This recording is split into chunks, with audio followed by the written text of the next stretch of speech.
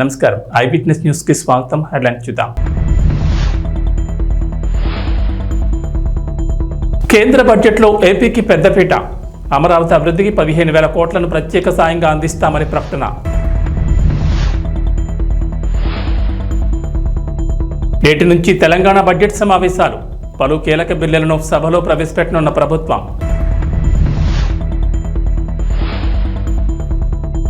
అసెంబ్లీకి మాజీ ముఖ్యమంత్రి కేసీఆర్. వివిధ అంశాలపై ప్రభుత్వాన్ని నిలదీసేందుకు అస్త్రశస్త్రాలు సిద్ధం చేసుకున్న గులాబీ బాస్. తెలంగాణ ఏపీని వదలని వరుణుడు. పలు జిల్లాల్లో మంగళవారం కూడా భారీ వర్షాలు. కేంద్ర ఆర్థిక మంత్రి నిర్మలా సీతారామన్ బడ్జెట్లో ఆంధ్రప్రదేశ్కు పెద్దపీట వేశారు. ఆంధ్రప్రదేశ్ అభివృద్ధికి ఎన్డీఏ సర్కార్ కట్టుబడి ఉందని పేర్కొంటూ ఏపీ రాజధాని అమరావతి అభివృద్ధికి 15,000 కోట్లు ప్రకటించారు. అంతేకాదు అవసరాన్ని బట్టి మరిన్ని నిధులు విడుదల చేస్తామని మంత్రి హామీ ఇచ్చారు. ఈ మేరకు లోక్సభలో మంత్రి నిర్మల మాట్లాడుతూ ఆంధ్రప్రదేశ్ పునర్వ్యవస్థీకరణ చట్టానికి తమ ప్రభుత్వం కట్టుబడి ఉందని స్పష్టం చేశారు. ఈ ఆర్థిక సంవత్సరంలో అమరావతి అభివృద్ధికి 15,000 కోట్లను ప్రత్యేక సాయంగా అందిస్తామని చెప్పారు. దీంతో పాటు అమరావతి అభివృద్ధికి అవసరాన్ని బట్టి మరిన్ని నిధులు ఇస్తామన్నారు. పోలవరం ప్రాజెక్టును త్వరితగతిన పూర్తి చేయడానికి ఏపీ ప్రభుత్వానికి సహాయ సహకారాలు అందిస్తామని అన్నారు. ఇక రాయలసీమ, ప్రకాశం, ఉత్తరాంధ్ర జిల్లాల అభివృద్ధికి ప్రత్యేక ప్యాకేజ్ కింద నిధులు విడుదల చేస్తామని కేంద్ర ఆర్థిక మంత్రి బడ్జెట్ ప్రసంగంలో వెల్లడించారు. విశాఖ, చెన్నై కారిడార్లో, కొప్పర్తికి, హైదరాబాద్, బెంగళూరు కారిడార్లో ఓర్వకలకు నిధులు కేటాయించామని వివరించారు. Pradesh Reorganization Act. Our government has made concerted efforts to fulfill the commitments in Andhra Pradesh Reorganization Act, recognizing the state's need for the capital, recognizing the state's need for a capital.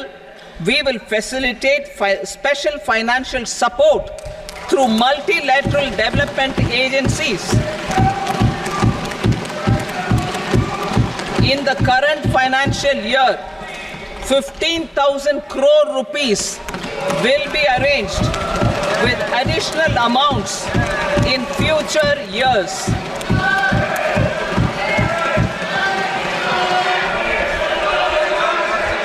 Our government is fully committed to financing and early completion of the Polavaram irrigation project, which is the lifeline for Andhra Pradesh and its farmers. This will facilitate our country's food security as well. Under the Act, Andhra Pradesh Reorganization Act, for promoting industrial development, funds will be provided for essential infrastructure such as water, power, railways and roads. In Kopparthi node on the Visakhapatnam-Chennai industrial corridor and Varavakal node on the Hyderabad-Bangalore industrial corridor. An additional allocation will be provided this year towards capital investment for economic growth. Grants for backward regions of Rayalaseema, Prakasham, North Coastal Andhra, as stated in the Act, will be provided. Andhra Pradesh రాజధాని అమరావతికి సంబంధించి మరో కీలక ముందడుగు పడింది. అమరావతికి road కనెక్టివిటీని పెంచేందుకు ప్రభుత్వం కసరత్తు చేస్తోంది. ఈ క్రమంలో చెన్నై, కోల్కతా నేషనల్ హైవే నుంచి నేరుగా రాజధానికి వెళ్లేందుకు గతంలోని సీడ్ యాక్సెస్ రోడ్డును తీసుకొచ్చింది. అయితే ఈ రోడ్డు విస్తరణకు మొన్నటి వరకు ఉన్న అడ్డంకులు ఇప్పుడు తొలగిపోయాయి. ఈ రోడ్డుకు సంబంధించిన భూమిని సమీకరణ విధానంలో ప్రభుత్వం తీసుకోనుంది. సీడ్ యాక్సెస్ రోడ్డుకు భూములు ఇచ్చేందుకు రైతులు అంగీకారం తెలిపారు. 2014-19 మధ్య అధికారంలో ఉన్న టీడీపీ ప్రభుత్వం అమరావతిలో విశాలమైన రోడ్డు నిర్మాణానికి శ్రీకారం చుట్టారు. ఈ పనులు ప్రారంభం కాక 2019 ఎన్నికల్లో వైఎస్ఆర్సీపీ అధికారంలోకి వచ్చిన తర్వాత ఆగిపోయాయి. ప్రధానంగా కరకట్ట దిగువన ఉన్న మంతెన సత్యనారాయణరాజు ఆశ్రమం వరకు ఈ రోడ్డు వచ్చి ఆగిపోయిన సంగతి తెలిసిందే. మిగిలిన చోట రైతులు భూములు ఇచ్చేందుకు అంగీకరించలేదు. వారు కోర్టును ఆశ్రయించారు. ఏపీలో కూటమి ప్రభుత్వం అధికారంలోకి వచ్చిన తర్వాత గత నెలలో ముఖ్యమంత్రిగా నారా చంద్రబాబు నాయుడు ప్రమాణ స్వీకారం చేయడంతో అమరావతికి ప్రాధాన్యం ఇచ్చారు. కూటమి ప్రభుత్వం కీలకమైన ఈ సీడ్ యాక్సెస్ రోడ్డుపై ఫోకస్ పెట్టింది. మిగిలిన సీడ్ రోడ్ పనులు ప్రారంభించేందుకు ప్రక్రియను మరింతగా వేగవంతం చేశారు. ఆంధ్రప్రదేశ్ అసెంబ్లీ సమావేశాల్లో ఆసక్తికర పరిణామాలు జరిగాయి. అసెంబ్లీ తొలి రోజు మంత్రి నారా లోకేష్, బీజేపీ ఎమ్మెల్యేల మధ్య ఆసక్తికర చర్చ జరిగింది.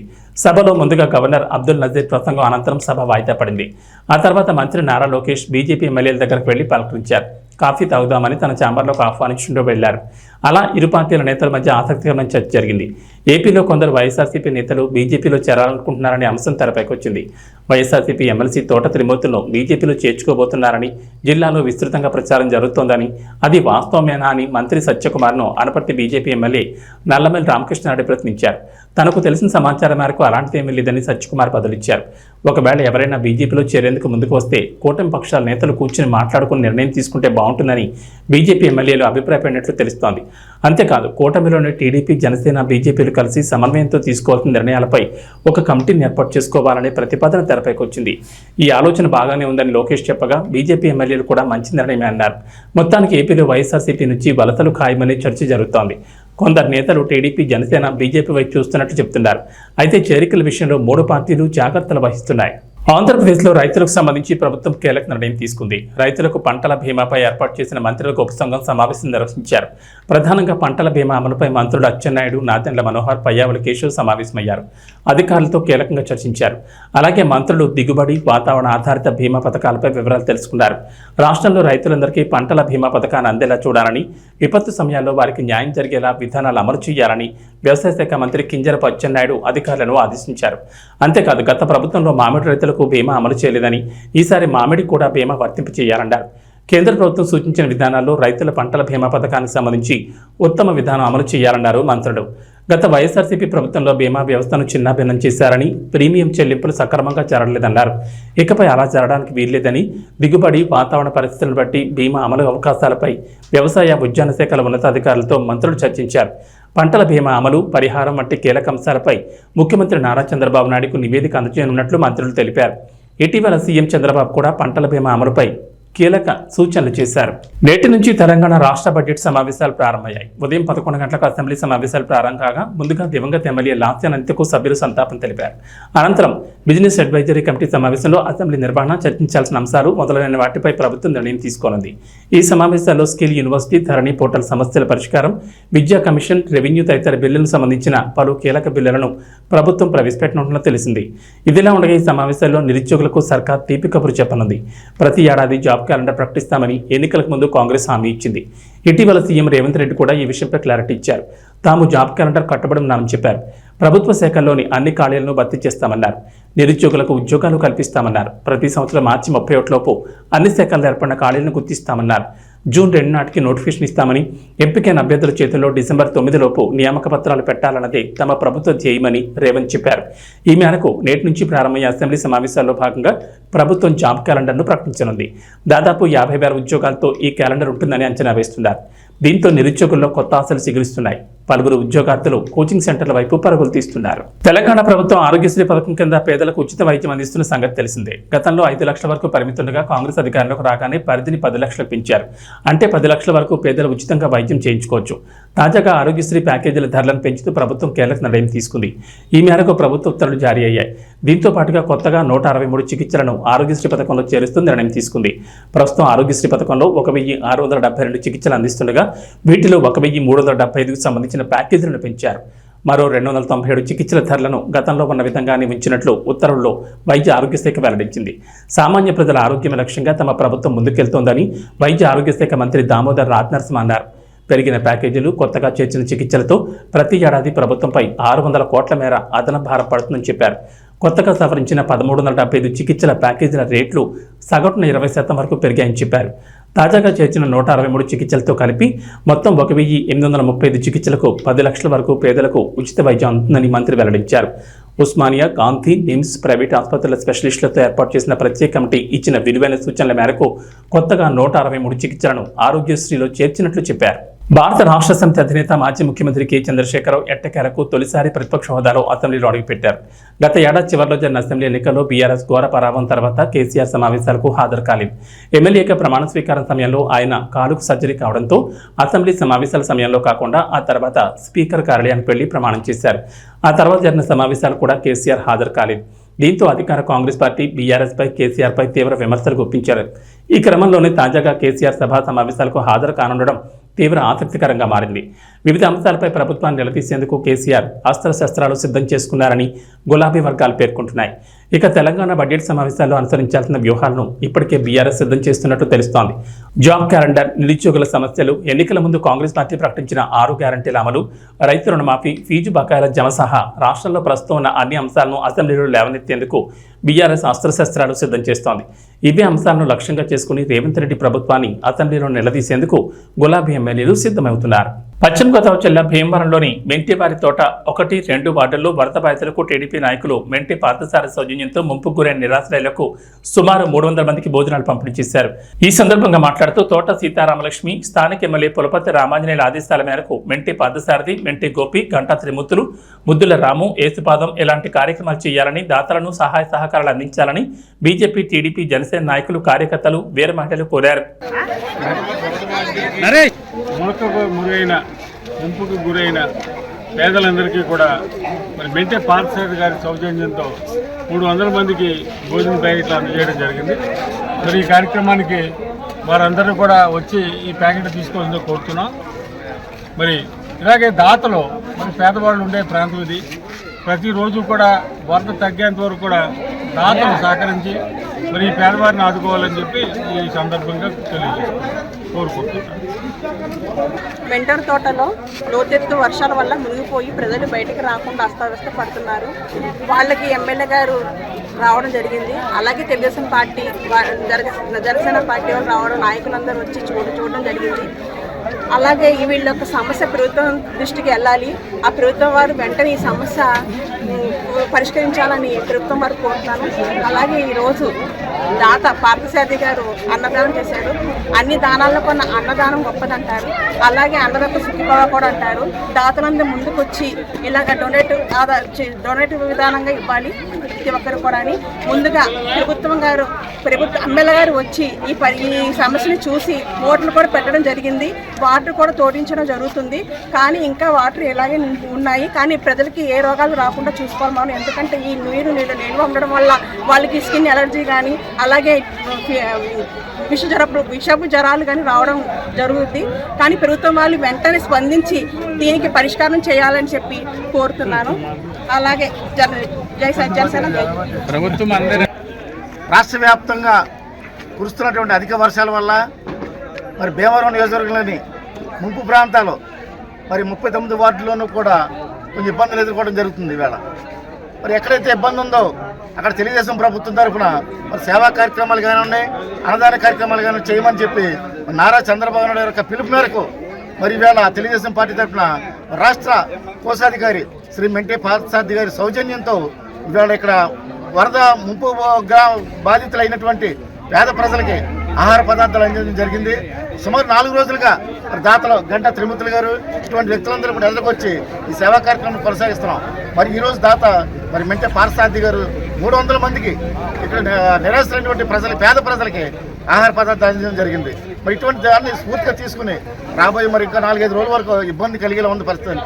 అంటే ఎందుకంటే ఈ ఇల్లులన్నీ కూడా చుట్టూ నీళ్లు చేరిపోయి బయటికి రాలేని పరిస్థితి. వీళ్ళందరూ కూడా పేదవారు, వాళ్ళు ఏ పూట కాకపోతే పనిచేసుకుని బతికేటువంటి పేద ప్రజలు. అటువంటి వారికి పనిచేసుకోవడానికి అవకాశం లేనందువల్ల మరి ఆహార పదార్థాలు తెలుగుదేశం పార్టీ తరఫున జనసేన నాయకుల సౌజన్యంతో మేము ఈ సేవా కార్యక్రమం చేస్తున్నాం. ముందు రోజులు కూడా అనేక సేవా కార్యక్రమాలు పార్టీ నాయకులందరూ కూడా మరి సేవా కార్యక్రమం చేయడానికి ముందుంటాం. మేము ఏ విధమైన ఆపద వచ్చినా సరే మరి పార్టీ ముందుండే పార్టీ తెలుగుదేశం పార్టీ. అటువంటి సేవా కార్యక్రమాలు మేము ఇవాళ ఇంకా కొనసాగిస్తామని చెప్పి ఇంకా దాతలు ఇటువంటి వారిని ఆదర్శంగా స్ఫూర్తిగా తీసుకుని ముందుకు రావాలని చెప్పి సహాయ సహకారం అందించాలని చెప్పి కోరుకుంటూ సెలవు తీసుకుంటాం. సుమారు 4 రోజులు 5 రోజులు బట్టి అకాల వర్షాల వల్ల రాష్ట్రంలో పంటలు చాలా నష్టపోవడం జరిగింది. అలాగే ఇక్కడ 1, 2 వార్డు అలాగే 35, 36 వార్డు కూడా బాగా పల్ల ఏరియా అవుతుంది వల్ల పక్కన మాకు మా భీమవరంలో ఎరందూరు కాలువ మురికాలు ఉండటం వల్ల వాటర్ కోటింగ్కి బయటకు వచ్చేసి అలాగే మిరమిర కోడు కూడా వాటర్ ఉప్పొంగి రోడ్డు మీద రావడం వల్ల ఇక్కడ పల్లం ప్రాంతం అయ్యి ఇక్కడంతా కూడా పేదవారు నివసంతో ఉంటారు. వాళ్ళకి చాలా ఇబ్బందిగా ఉండడం, అలాగే ఇళ్లలోకి వాటర్ రావడం జరిగింది. అలాగే రాష్ట్ర అధ్యక్షులు మా సీఎం గారు ఆదేశాల మేరకు అలాగే మా నియోజకవర్గ ఇన్ఛార్జి సీతామహాలక్ష్మి ఆదేశం మేరకు అలాగే మా అంజిబాబు గారు కూడా మా ఎమ్మెల్యే అంజిబాబు గారు మొత్తం అంతా తిరిగి నియోజకవర్గం అంతా కూడా ఎక్కడ ఏ సమస్య ఉన్నా ఈ ఒక వర్షం వల్ల కానీ ఈ వాటర్ వల్ల కానీ ఇబ్బందులన్నీ కూడా ఆయన అధికారులకి ఆదేశించి ఎవరికి ఏ ఇబ్బంది ఉన్నా సరే ఏ ఇబ్బంది రాకుండా దగ్గర చూడమని ఆయన చెప్పడం జరిగింది. అలాగే మా పార్టీ కార్యకర్తలు నాయకులు అందరం కూడా ఏకమయ్యి వీళ్ళు ఎవరికి ఏ ఇబ్బంది లేకుండా తెలుగుదేశం ఆధ్వర్యంలోని ప్రతిరోజు కూడా ఉదయం సాయంత్రం కూడా ఇలాగ భోజనాలని ఇతర సమస్యలు పరిష్కరించి భోజనాలు ఏర్పడడం జరిగింది. ఈరోజు మా గురువనీయులు మెంటే బాసాది ఆధ్వర్యంలో 300 మందికి ఈ భోజనం ప్యాకెట్లు పంచడం జరిగింది. గోస్తని నదికి గండిపడి ముంపుకు గురైన గుత్తలవారిపాలెం ఎస్టీ కాలనీలో జిల్లా కలెక్టర్ నాగరాణి క్షేత్రస్థాయిలో పర్యటించి కాలనీ వాసులకు ధైర్యం చెప్పారు.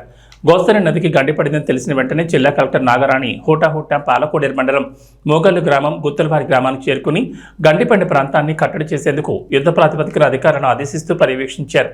గుత్తలవారిపాలెం ఎస్టీ కాలనీలో ఉన్న ప్రతి కుటుంబాన్ని పలకరిస్తూ నీకు ఆధార్ కార్డులు ఉన్నాయా, రేషన్ అందుతుందా, ఎవరికైనా అనారోగ్యం ఉందా, మీ మగవారు ఏం చేస్తారు, మీరేం చేస్తారని ఆరా తీశారు. కాలనీ వాసులు బదిలిస్తూ ఆధార్, రేషన్ కార్డులు ఉన్నాయని బదిలిచ్చారు. మగవారు చేపలు పడతారని, మేము చేపలు అమ్ముతామని తెలిపారు. తాగునీటికి ఇబ్బందిగా ఉందని, డ్రైనేజీ లేక ఇబ్బంది పడుతున్నామని కలెక్టర్ దృష్టికి తీసుకొచ్చారు. వెంటనే తాగునీటిని అందించేందుకు చర్యలు తీసుకోవాలని ఆర్డీఓను ఆదేశించారు. నీటి ప్రవాహం తగ్గిన తర్వాత డ్రైనేజీ ఏర్పాట్లపై పరిశీలన చేస్తామని బదులిచ్చారు. పిల్లలు బాగా చదువుకుంటున్నారా, స్కూల్కి వెళ్తున్నారా అని పిల్లల్ని ప్రశ్నించారు. బాగా చదువుకోవాలని తెలిపారు. నివాస ప్రాంతాల వరకు నీరు రావడం వల్ల పాములు, తేళ్లు వచ్చే అవకాశం ఉందని, పాము కాటుకు అవసరమైన మందులను సిద్ధంగా ఉంచుకోవాలని వైద్య సిబ్బందిని ఆదేశించారు. మెడికల్ ఆఫీసర్తో కలిసి క్షేత్రస్థాయిలో ఇంటింటికి పర్యటించాలని, వారి ఆరోగ్య విషయాలు తెలుసుకుని అవసరమైతే వైద్యం అందించడంతో పాటు మందులను కూడా అందజేయాలని స్థానిక ఏఎన్ఎంలను ఆదేశించారు. జిల్లా కలెక్టర్ వెంట భీమవరం రెవెన్యూ డివిజనల్ అధికారి వి శ్రీనివాసులరాజు, పాలకోడేరు ఎంపీడీఓ అనూహ్య, రెవెన్యూ, సచివాలయం సిబ్బంది, ఏఎన్ఎం తదితరులు పాల్గొన్నారు.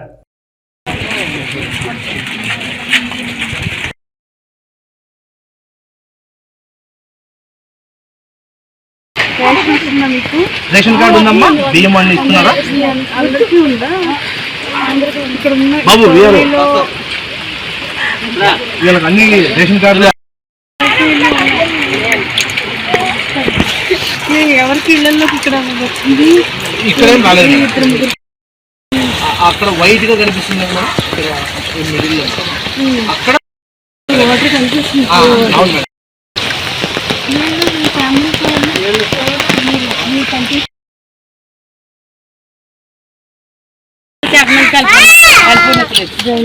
డ్రైనేజ్ అండి.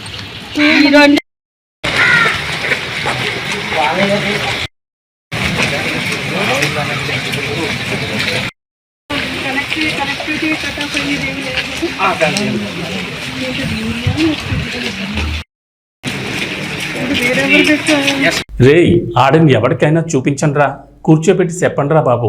ఇది సీతమ్మ వాకిట్లో సిరిమల్ల చెట్టు సినిమాలో డైలాగ్. ఎందుకో కానీ నెట్ఫ్లిక్స్కి ఇది కరెక్ట్గా సెట్ అయిపోతుంది.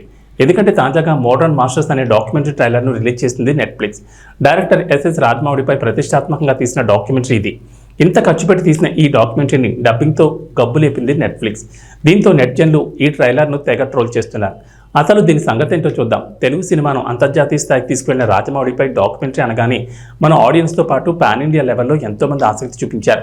ఇక ఆగస్టు 2 నుంచి ఇది స్ట్రీమింగ్ అవుతుందని నెట్ఫ్లిక్స్ చెప్పినప్పుడు ఏం చూపించబోతోందా అనే ఉత్సాహం కూడా కలిగింది. అయితే నిన్న రిలీజ్ చేసిన ట్రైలర్ దెబ్బకి ఆడియన్స్ దండాలు పెడుతున్నారు. ఎందుకంటే ఇందులో రాజమౌళి గురించి మన తెలుగు హీరోలు ప్రభాస్, జూనియర్ ఎన్టీఆర్, రామ్ చరణ్ చాలా గొప్పగా చెప్పారు. అంతవరకు బాగానే ఉంది. కానీ వారిని నెట్ఫ్లిక్స్ తెలుగు డబ్బింగ్ చెప్పించింది. ఇక్కడే కథ మలుపు తిరిగింది. తెలుగు హీరోలకి తెలుగు డబ్బింగ్ చెప్పించాలనే సాహసం నెట్ఫ్లిక్స్ ఎందుకు చేసిందో అర్థం కాలేదు. మిగిలిన భాషలకు డబ్బింగ్ చెప్పించిందంటే అర్థం ఉంది. పోనీ ఈ డబ్బింగ్ ఏమైనా సూట్ అయిందా అంటే అది లేదు. ఏదో డైనోసార్ పార్క్, కింగ్ కాంగ్ సినిమాలకి తెలుగు డబ్బింగ్ ఇస్తే ఎలా ఉంటుందో అలా తయారైంది. దీంతో ఆడియన్స్ బాగా హర్ట్ అయిపోయారు. ఈ ట్రైలర్ను సోషల్ మీడియాలో పోస్ట్ చేసి నెట్ఫ్లిక్స్ను బూతులు తిడుతున్నారు. పోనీ మన హీరోలు ఇంగ్లీష్లో మాట్లాడిన అవే మాటలకి కింద తెలుగు సబ్టైటిల్స్ ఇచ్చినా సరిపోయేదని సలహాలు ఇస్తున్నారు. ఈ ట్రైలర్ను చూసిన ఆడియన్స్ ఇక డాక్యుమెంటరీ కూడా ఇలానే ఉంటుందేమోనని భయపడుతున్నారు. అతను సినిమాల కోసమే పుట్టాడనిపిస్తుంది. అతను అందరి చేత పనులన్నీ రాక్షసులా చేయించుకుంటాడంటూ ఇంగ్లీష్ టు తెలుగు ట్రాన్స్లేషన్లా ఉన్నాయి డైలాగులు. అప్లాజ్ ఎంటర్టైన్మెంట్, ఫిల్మ్ కప్పానియా స్టూడియోలతో కలిసి నెట్ఫ్లిక్స్ ఈ డాక్యుమెంటరీని తెరకెక్కించింది.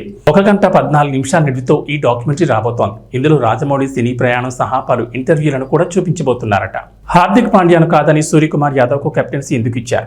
రుతురాజ్ గైక్వాడ్, అభిషేక్ శర్మలను ఎందుకు ఎంపిక చేయలేదు? శ్రీలంకతో పర్యటన కోసం భారత్ జట్టును ప్రకటించినప్పటి నుంచి ఇవే ప్రశ్నలు బీసీసీఐకి ఎదురవుతున్నాయి. తాజాగా వీటికి సమాధానాలు ఇచ్చాడు team India chief selector Ajit Agarkar. జట్టు ఎంపిక ఎలా జరిగింది, ఎందుకు ఇలాంటి నిర్ణయాలు తీసుకోవాల్సి వచ్చిందనే విషయాలను శ్రీలంకతో పర్యటనకు భారత్ బయలుదేరే ముందు నిర్వహించిన మీడియా సమావేశంలో వెల్లడించాడు. ఈ సమావేశంలో టీమిండియా హెడ్ కోచ్ గంభీర్ సైతం పాల్గొన్నాడు. ఆల్రౌండర్ హార్దిక్ పాండ్యా భారత క్రికెట్ జట్టుకు కీలకమైన ప్లేయర్, అందులో సందేహం లేదు. కానీ కెప్టెన్గా ఎంపిక చేయాలని నిర్ణయం తీసుకునేటప్పుడు సదరు ఆటగాడు అన్ని మ్యాచ్లు ఆడగలడా లేదా అనేదే ఆలోచించాల్సి ఉంటుంది. హార్దిక్ నైపుణ్యాలను తక్కువ చేయడం ఆ ఉద్దేశం కాదు, కానీ ఫిట్నెస్ విషయంలోనే హార్దిక్ పాండ్యాకు అసలు సవాల్ ఎదురవుతోంది. వాస్తవానికి టీ20 జట్టుకు కెప్టెన్గా ఎంపిక చేయడం క్లిష్టంగా మారింది. వచ్చే టీ20 ప్రపంచ కప్కు 2 ఏళ్ల సమయం ఉంది. టీ20లో అత్యుత్తమ బ్యాటర్లలో సూర్యకుమార్ యాదవ్ ఒకరు. ఇవన్నీ ఆలోచించిన తర్వాతే సూర్యకుమార్ యాదవ్ను ఎంపిక చేశాం. అతను టీమిండియా కెప్టెన్గా విజయవంతం అవుతారని భావిస్తున్నామని అజిత్ అగార్కర్ వ్యాఖ్యానించారు. ఇక వాతావరణ విషయానికి వస్తే ఏపీని వరుణుడు వేడనంటున్నాడు. అల్పపీడనం రుతుపవనాల ప్రభావంతో మంగళవారం కూడా ఏపీలో పలు చోట్ల వర్షం పడుతుందని ఏపీ విపత్తుల నిర్వహణ సంస్థ తెలిపింది. శ్రీకాకుళం, విజయనగరం, పార్వతీపురం, మన్యం జిల్లా, అల్లూరు సీతారామరాజు, తూర్పుగోదావరి, ఏలూరు జిల్లాలో అక్కడక్కడ తేలికపాటి నుంచి మోస్తరు వర్షాలు కురుస్తాయని ఏపీ విపత్తుల నిర్వహణ సంస్థ ఎండీ రోణంకి కోర్మానంద్ వెల్లడించారు. అలాగే విశాఖపట్నం, అనకాపల్లి, కాకినాడ, కోనసీమ, పశ్చిమ గోదావరి, ఎన్టీఆర్ జిల్లాల్లో తేలికపాటి వర్షాలు కురిసే అవకాశం ఉందని అంచనా వేశారు. వర్షాలు, వరదల నేపథ్యంలో జాగ్రత్తలు తీసుకోవాలని సూచించారు. ఇటు తెలంగాణలో కొన్ని రోజులుగా ఎడతెరిపి లేకుండా వర్షాలు కురుస్తున్నాయి. రాష్ట్రంలో వాగులు, వంకలు పొంగి పొర్లుతున్నాయి. జలాశయాలు, ప్రాజెక్టులు నిండుకుండల్లా మారాయి. అయితే ఇప్పట్లో వర్షాలు తగ్గేలా కనిపించడం లేదు. మరో 3 రోజుల పాటు రాష్ట్రంలో వర్షాలు కురుస్తాయని హైదరాబాద్ వాతావరణ కేంద్ర అధికారులు వెల్లడించారు. బంగాళాఖాతంలో ఏర్పడిన అల్పపీడనం వాయుగుండంగా బలపడడంతో రాష్ట్రంలో వర్షాలు కురుస్తాయన్నారు. పలు జిల్లాల్లో భారీ వర్షాలకు ఛాన్స్ ఉందని తెలిపారు. కరీంనగర్, కొమరంభీం, ఆసిఫాబాద్, నిజామాబాద్, సిరిసిల్ల, జగిత్యాల, మంచిర్యాల, జయశంకర్, భూపాలపల్లి, పెద్దపల్లి తదితర జిల్లాలో అతి భారీ వర్షాలు కురుస్తాయన్నారు. ఈ మేరకు ఆయా జిల్లాలకు ఆరెంజ్ అలర్ట్ జారీ చేశారు. మరికొన్ని జిల్లాలకు ఎల్లో అలర్ట్ జారీ చేశారు. ప్రజలు అప్రమత్తంగా ఉండాలని, వర్షాలు కురిసే సమయంలో అవసరమైతేనే బయటకు రావాలని సూచించారు. ఉరుములు, మెరుపులకు తోడు పిడుగులు పడే ఛాన్స్ ఉందని, జాగ్రత్తగా ఉండాలని వాతావరణ శాఖ అధికారులు సూచించారు. ఇవి బులెటిన్ విశేషాలు. నమస్కారం.